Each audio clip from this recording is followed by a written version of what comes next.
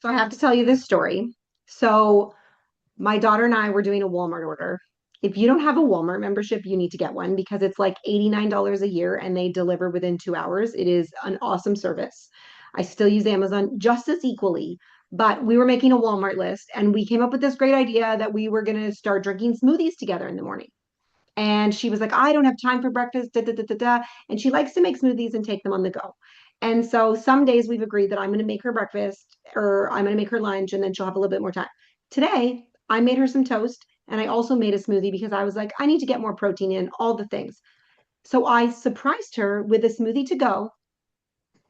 There is something in children. I'm telling you this right now. There is something in children that makes them not want things if you suggest it. If it's my idea, and I'm showing you right now, for those of you who are listening, I am showing you the smoothie that she refused to take a sip out of because I made it and it was my idea, not hers this morning.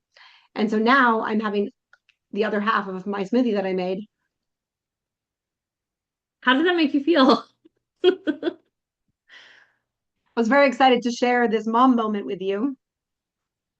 I love it. I mean, and welcome to everybody for this is our second episode. Welcome to Sweet Insights with Allie and Amy, season 4. Episode 2, Allie is drinking her smoothie, and I'm Amy, that's Allie. And yeah, we have definitely a different season, and I think that our listeners are really going to, I mean, I hope you benefited from all our other seasons, but I think this one's just going to hit different. So make a smoothie and let's dive in. Sounds good. So it's been busy and I know we're trying to get on top of all of this season and get everything recorded, but I feel like life is busy and right along with the Invisible Mom, like my goodness, I sometimes I think I'm on top of it and I feel like I'm feeling like I've got this and I'm good. Everybody sees me, I'm here. And then I literally think things just go sideways and I am so invisible, like I may as well be just evaporating into thin air.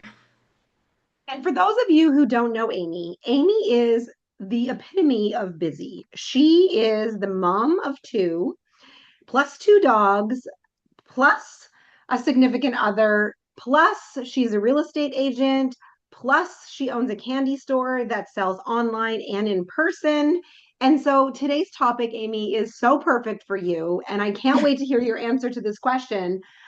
Um, but today we are talking about why being needed feels better than being rested.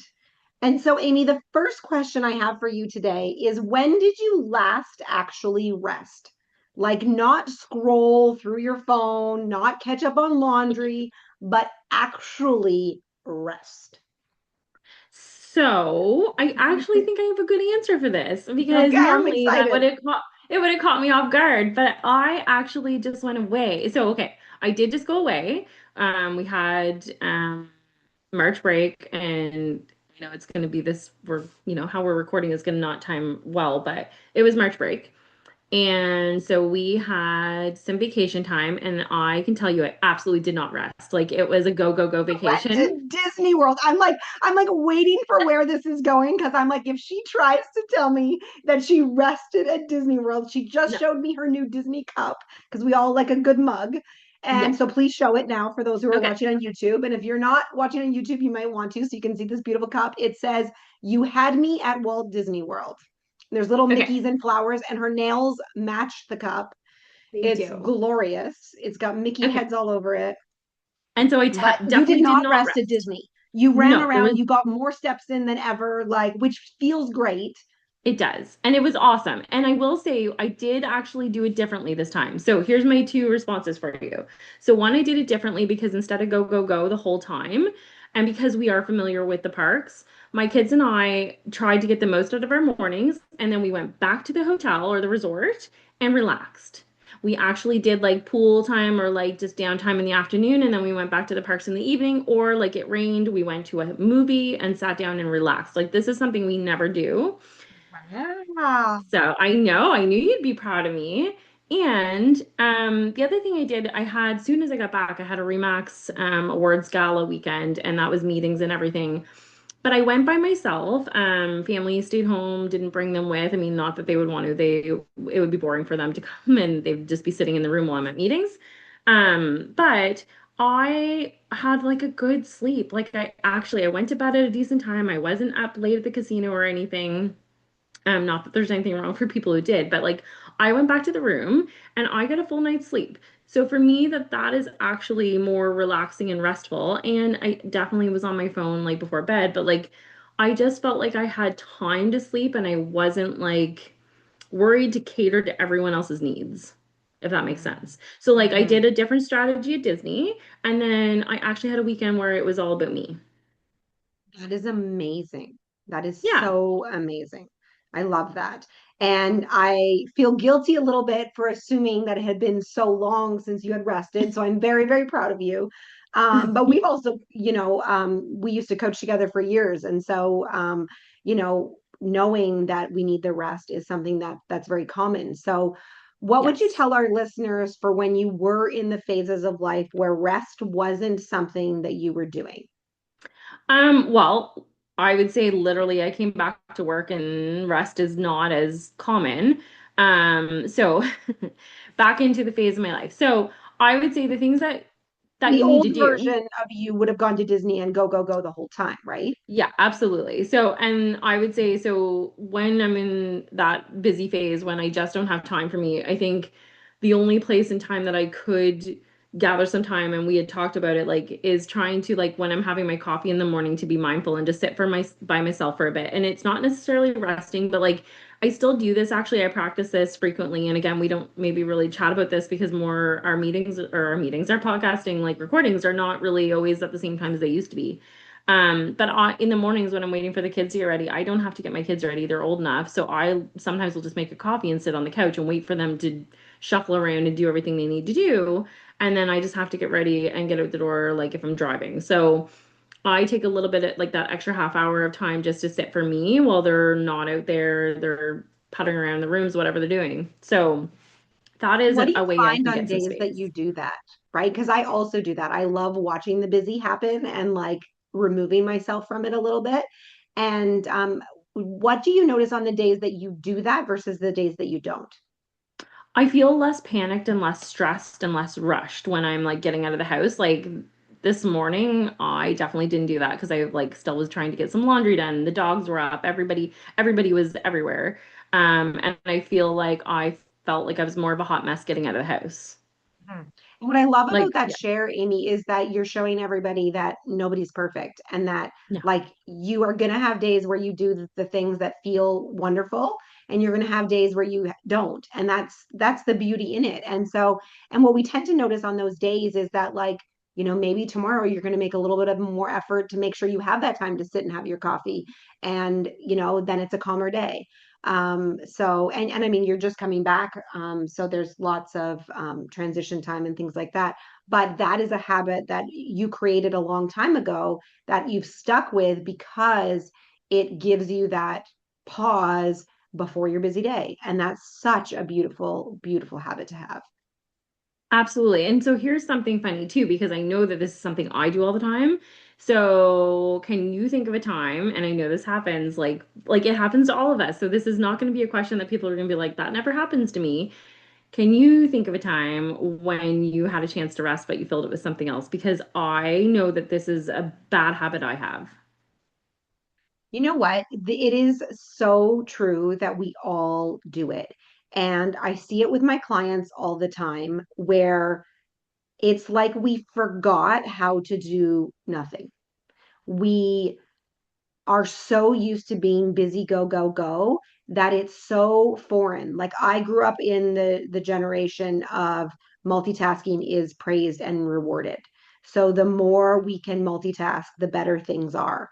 And so I remember the highlight for me when I realized that multitasking was a problem was during COVID. And I think I've shared this story with you before, but for our listeners, this is kind of a good example is I was so busy with clients during COVID. I had two kids at home homeschooling and because everyone was homeschooling and all of that. I mean, I wrote on a whiteboard in the morning that this time was snack time and this is what you were allowed to eat, because I didn't have time because I was on phone calls all day, and I didn't know when a client was going to cry or something was going to happen, that the call was going to go longer, and I didn't want my kids interrupting. And so um at the end of the day, like, I knew that I needed to like reset and calm down, and so I would run a hot bath and put Epsom salts and essential oils in it, and I was like, yes, I'm going to reset. But you know what I would do to try to make it more effective is I would get a stool and I would put my laptop on the stool and I would turn on the news. I would find out all of the stats and Beautiful. all the things that were going on. And it was in that moment that I had done it a couple days in a row. And I was like, wait a second, these things are two things that do not belong together. No. And that was my realization that my new focus in life needed to be, how can I do one thing at a time? And how can I be 100% focused on that one thing? And so I started to notice all of the areas of my life that I was doing that. Like when my husband and I sit at night, and like most people, we like to watch a TV show in the evenings together. And I would be scrolling on my phone at the same time. And then I would wonder why, like, sometimes I couldn't remember what was going on or what was happening, or because I was multitasking because I needed to surf social media at the same time as I was doing this. Like, why? So like now one of my habits is I plug my phone in the kitchen and it's nowhere near me because I know I'm going to touch it. So like I don't touch my phone when I'm eating. I don't touch my phone when I'm watching TV because I want to either be dedicated to one thing or the other. So I think starting to notice those habits actually really changed things to me, so that I started to do less multitasking and more one thing at a time. Um, and so I think a good strategy to start noticing is, are you allowing yourself to like have thoughts in your head? Or every time you do dishes, are you listening to a podcast and not having your own thoughts? Are you always like flooding it? And then the question then becomes, when you are doing that, like, what is the fear of the silence? What would happen if there isn't always something going on? Well, and do you feel guilty when there's nothing going on? Yes. Like I personally, Absolutely. like you talking about the bath, like I make sure that the kids are already occupied in the room or doing homework or something at the end of the night before I go get a bath, because I feel guilty if they want to be sitting out on the couch with me. Not that that Mm. happens often, like let's clarify that.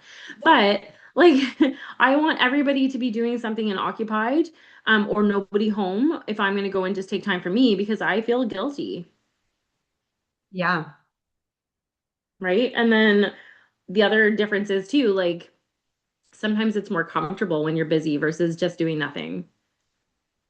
Do you like that I just changed the view? Because as I was recording this and you were big and I was little. Ah, Oh, real life with Ali and Amy. That's what this is, and it always is. oh my goodness. But yeah, so like Is it that way for those you are too, or no? Was your view always the same? my view is the same, I think. Now I don't know. I think it was. Oh, Oh my it's so goodness. funny. I can't even. Uh, Oh my goodness. Regroup yourself. Yeah. It's just one of those days. I feel like it's a Monday. It's not a Monday. oh, I'm so sorry. I just realized. Okay.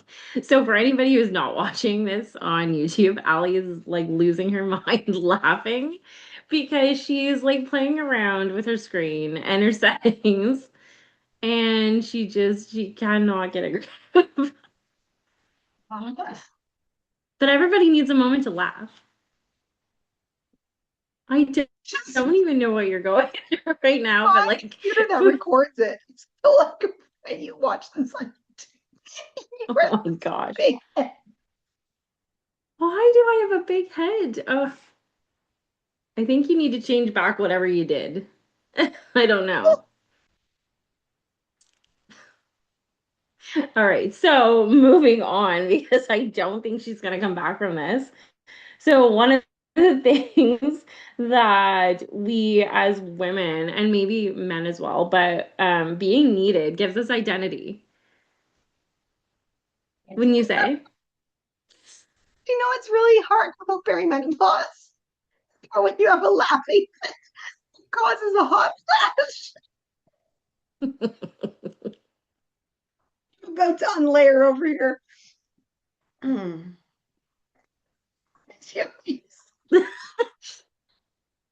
Well, and that was the end of the podcast for the day. Oh,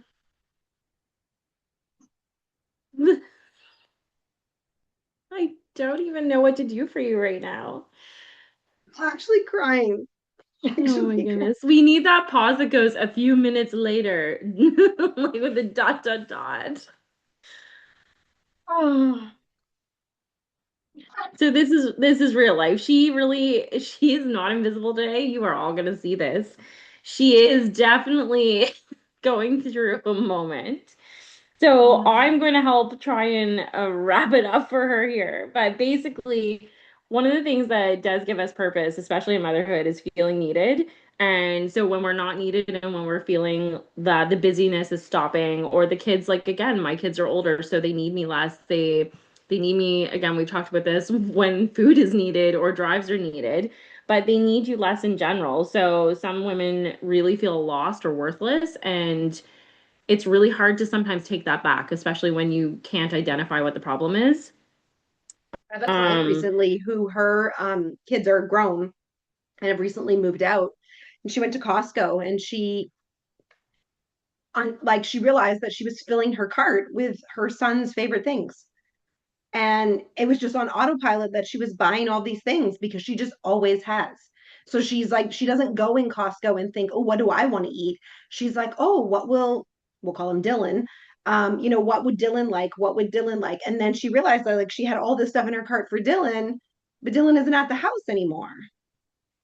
right, And so like that just really highlights that like we literally go when we go into autopilot, it's them, everybody, right? And so yeah, I encourage everyone that we can't all necessarily take a weekend, right? We maybe we can sometime in the year, but what can we do on a little daily basis or a weekly basis that allows ourselves to rest? right, For years, I said I was someone who couldn't meditate. When I was at my worst, when I went through my adrenal fatigue, when I quit my job, the therapists, the people, they were like, you need to learn to meditate. And I was like, oh, well, what if I dedicate a room to it? What if I like set up a room and have a candle and a pillow and all these things? Because I thought I needed to do it in a certain way. And what I realized is that I was too stressed to go that far and learn how to meditate and do those things. But then I realized that I actually was meditating in my own way through allowing my thoughts to come in and leave. And I did it differently. I might have done it when I was driving and I would allow thoughts to come and I would allow thoughts to go. I might do it. I was always a person who, like, for the first part of our marriage, like, I loved baths and I would sit in baths and I would relax and I loved the way it made me feel. And I didn't listen to TV. I just sat there. And one day I was taking a bath and I was like, oh my gosh, like, this is like meditation. Like, meditation doesn't have to be on a pillow, sitting, whatever.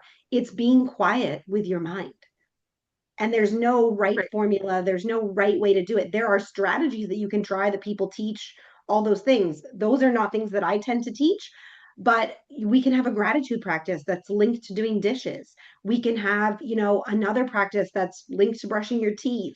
You can have quiet time in the shower. Like, I was telling one of my clients the other day that like sometimes my greatest thoughts come when I'm in the shower because I'm just quiet with myself.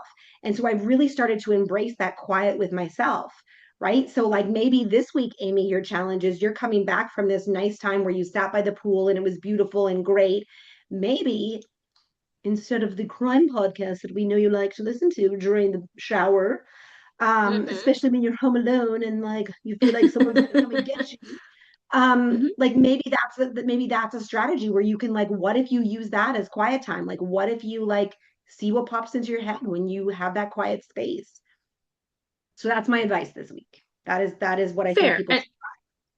And I think that sometimes you could just even use like the times that you're unneeded. Like if the kids are at school, you're not really needed at that time. Like you can try and find some quiet time to yourself.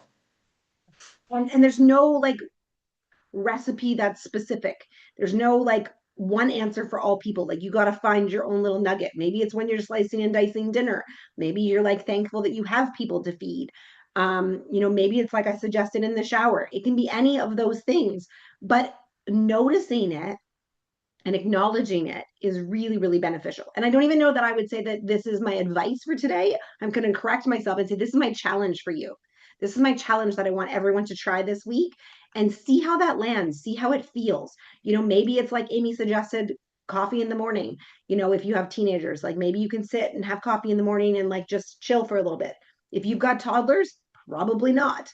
You're No. getting them ready, doing all those things. And if they're anything like my kid, the theories that people have of wake up early before your kids, they knew the second my toe hit the floor, they were like, mommy's up, mommy's up. So like that isn't going to work for everyone. If it does, great, wake up early. If it doesn't, find another nugget of time. Right. And it And I just think needs to another be a thing, nugget. And we can, idolize and dream of the weekend away, absolutely. But find something now. A little nugget is all you need to get you started. right. And I think that it's important not just for us because we talk about so much about the invisible mom and how we feel invisible. And we've talked about partners and spouses and whatever, and anyone can feel invisible. It doesn't have to be us, but remember that if we're feeling invisible and all the things that are going on, they may also feel invisible too. And so one of the things that I try and do in the evening is because it's been a long day and I have been needed by work, by partner, by kids, by whoever, dogs, whatever.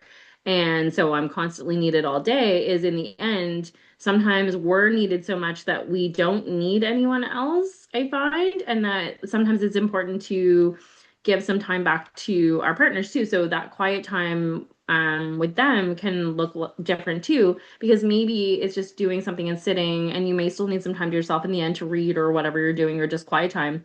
But you do want to make sure that you're seeing everyone else in your house as well. Because sometimes partners I think it's a long day. And because we do become very independent as busy moms, busy parents, dads, whatever, the other person may not feel very visible either. So we need to make sure that we're taking some time with them. And at my place, we often will watch a show together or something before bed, even if it like we've had long days and nobody's like just seeing each other for the first time at like 9:30 at night. So maybe it's a show. We sometimes will just like hop in the hot tub or whatever, or just like have some FaceTime because it's not always us being invisible or feeling invisible. There's other people too. Absolutely. And what we want you to know, from a perspective from one mom to another mom, from each of us to you, is that we see you. And if you need support, if you need help, we are here.